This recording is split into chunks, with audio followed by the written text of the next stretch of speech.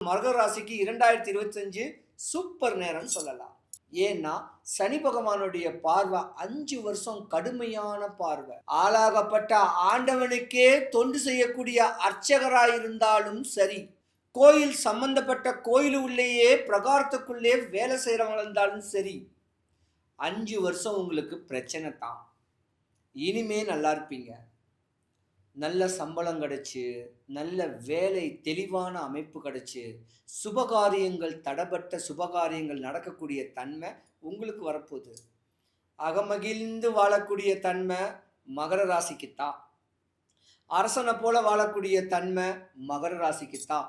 ஒரே ஒரு ருத்ராட்சம் மட்டும் கழுத்தில் மாட்டிக்கிட்டு இருந்தீங்கன்னா இன்னும் உங்களுக்கு பவர் அதிகமாக இருக்கும், சக்தி அதிகமாக இருக்கும். ஸ்பிரிச்சுவல்ஸை பற்றி அப்படி தெளிவாக பிடிச்சிக்கிட்டு வந்தீங்கன்னா தலைமுடி மட்டும்தான் கொட்டும்.